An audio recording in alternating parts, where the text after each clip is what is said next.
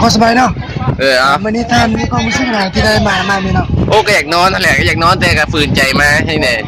ทางเฮียนมอบให้เขาก็ต้องปฏิบัติตามเฮียนเนาะวันนี้อะไรเกิดอะไรมาเนี่ย3 เดือนละ3 เดือนคุดโฮงก็เจ้ากวดมาตอนนี้เดือนที่3แล้วผมรู้สึกดีใจเนาะเมื่อยรู้สึกดีใจปฏิเขาแบบใช้งานหลายเมื่อยเองผมมีความดีใจนะแต่ก็ดีใจได้เห็นเอาจะได้เมื่อเล่าไปจะได้แล้วเนาะเขาจะมีเย่แคนเนาะต่อไปเนาะดีแค่แต่ไม่เก่งเนาะโอ้ยนั่นแหละว่างเนื้อแล้ว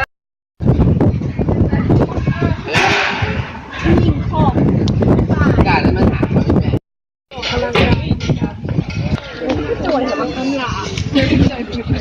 เจ้าคันละ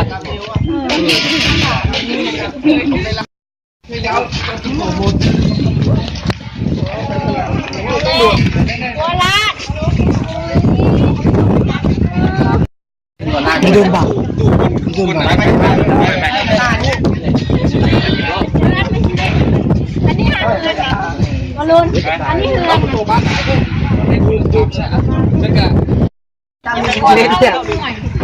นี่ยับไปสิไม่ได้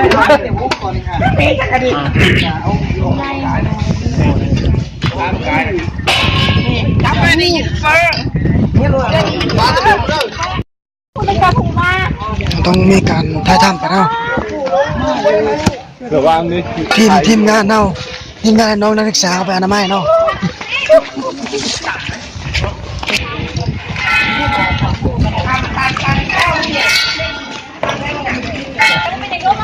มารถ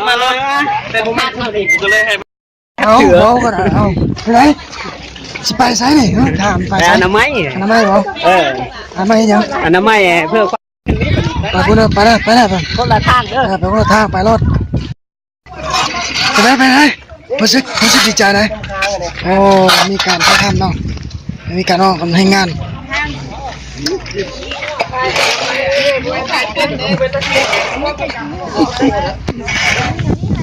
ก็คือเนี่ยดีมากอะไรไหมกำลังยังไงเนี่ย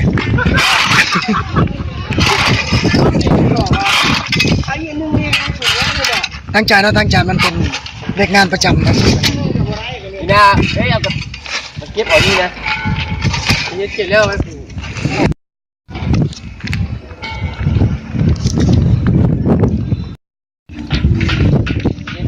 เขาบอกไม่ได้อ้อมดูหัวเอาเขาบอกไม่ได้อ้อมแต่นี่แพทย์นั่นมันอันนี้มันอ้อมทอนี้นะตัวพุ่นมันไม่ได้อ้อมตัวนี้เนาะมันไกลจ้าตัวนี้นะก็ไม่เอาตัวนี้ไม่ใช่เอาไม่ใช่ได้ไม่ใช่ไม่ใช่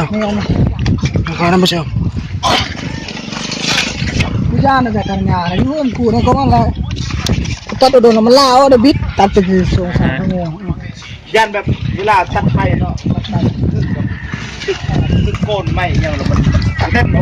ตั้งใจนะไม่ดีตั้งใจนะเว้ยตั้งใจเป็นเรื่องงานสร้าง